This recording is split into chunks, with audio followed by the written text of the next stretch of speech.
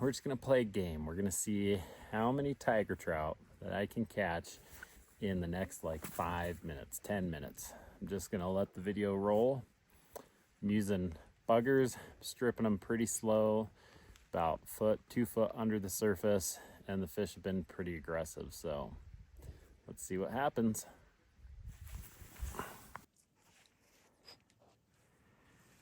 Got a handful of fish out here.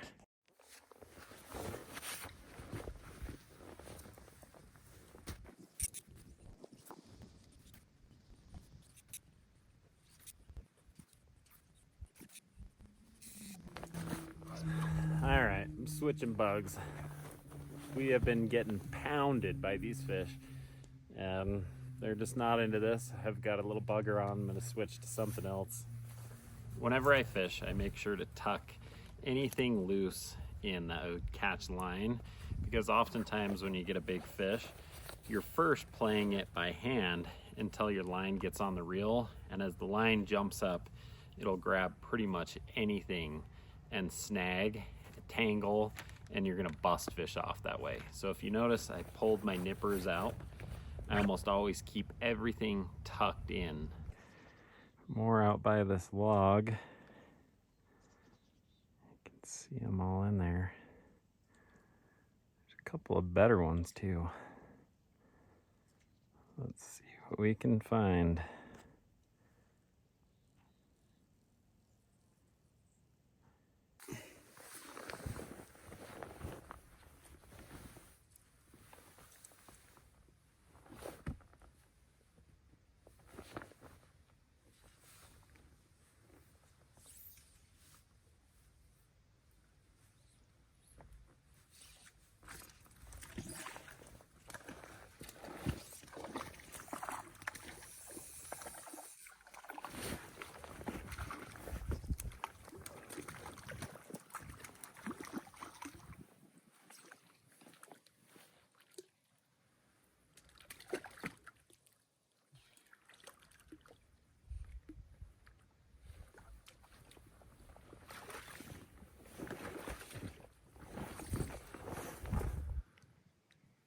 Pretty.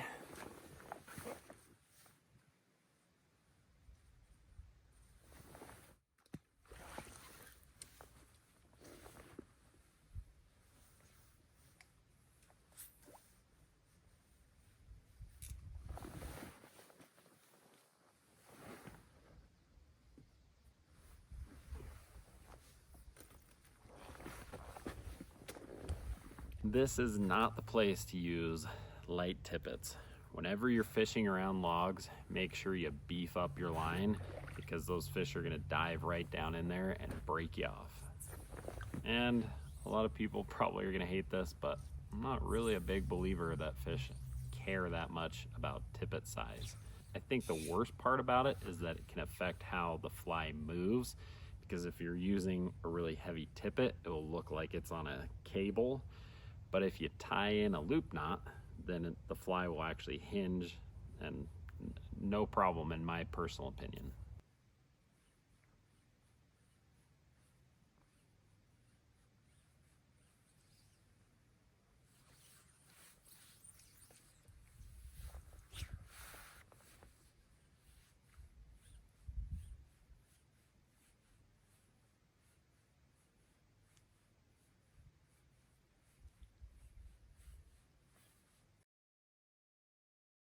You always want to keep your tip in the water when you're stripping flies, because when you lift it out of the water, you're creating a small bit of slack and you're not going to be able to detect subtle bites.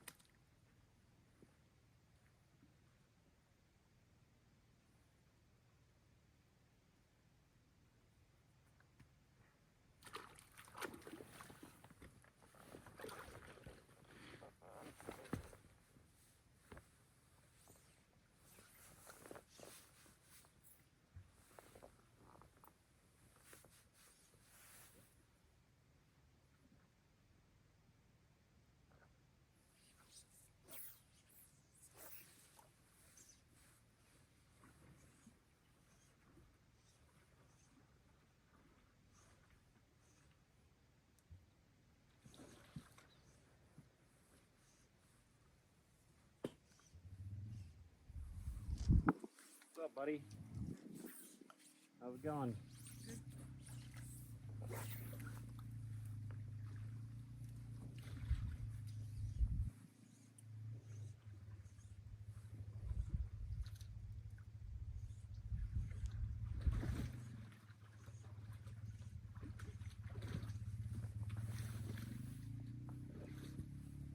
Still catching anything? Yeah.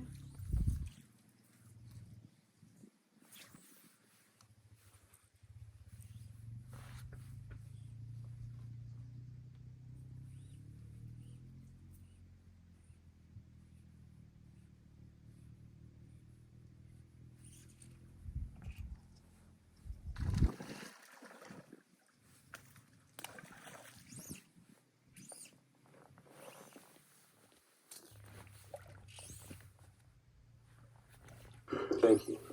Thank you both very much. I owe you both a debt of gratitude.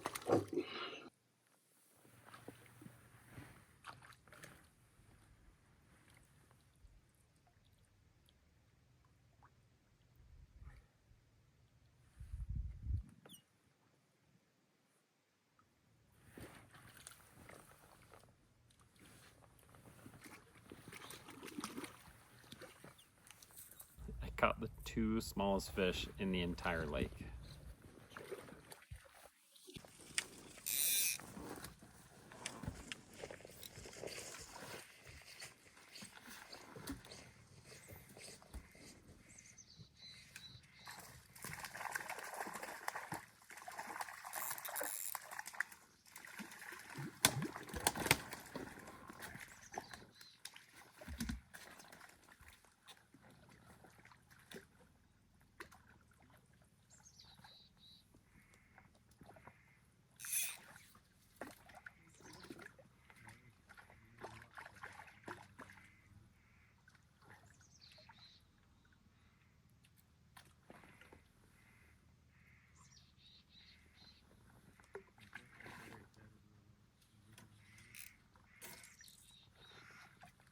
Sorry about the angle here. I set the camera up specifically in this spot because the way the logs were, I thought for sure my camera was gonna drop right into the lake.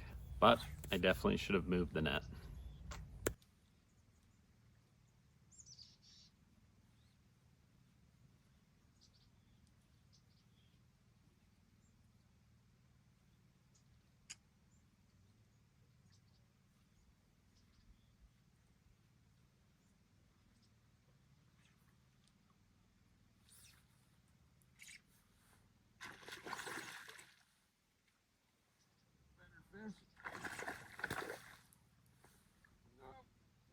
No, you are not going in that log. No. So, buddy.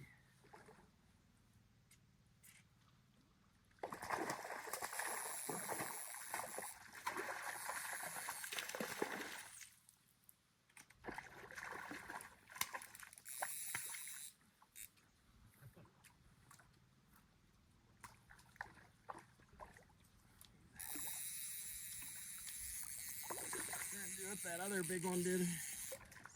Bury me down in the weeds and walk. I'm not having it this time. I'd rather break my line.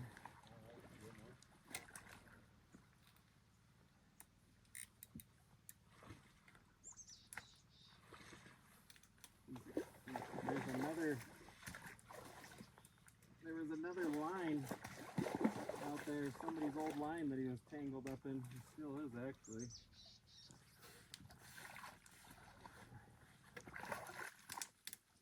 I'm gonna have to cut it out. He's all like caught up in it.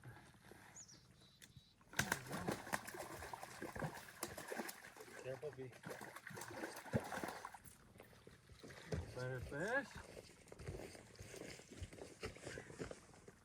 Got like a line hanging all over him.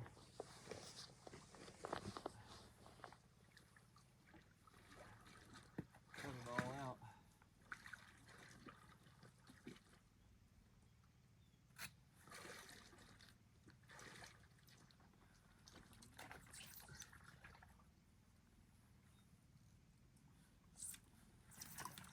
Yeah, just stay right there, B. Yeah. Yeah.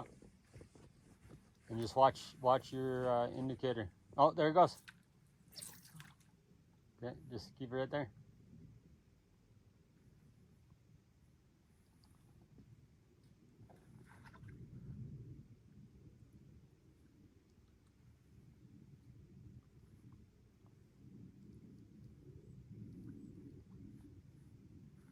There we go.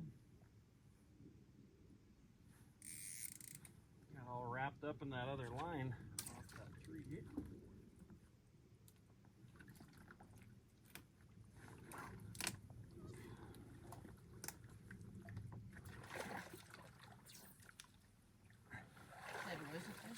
Hold on. Yeah, I mean there's a couple right under your lure. Yep, I just leave it right there and watch the orange indicator. Right by you. Yeah, they're all like 1, 2, 3, 4, Yeah. 5. How deep are you, buddy? Enough. Yeah, how deep is your fly below your indicator? I don't know. I would go maybe top. You're probably about right. yeah, just Make sure just your leave it roll right there, cap's B. in there, because you got that tree behind you. Yeah. So you'll end up. Oh, you see that go down?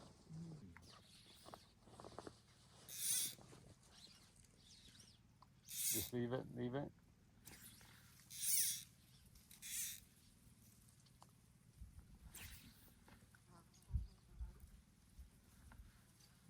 Serious fish. I'll bring some into you. Talk about your all-time backfires. Now recast it out a little bit. Leave it.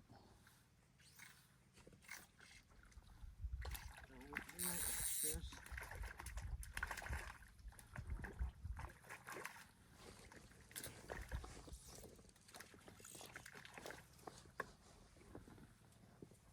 Just go to the right a little bit, B. A little bit more.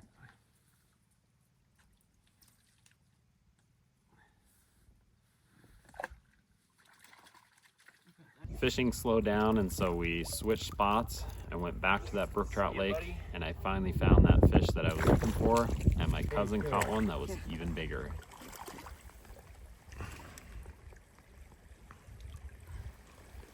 It's a big old brook trout.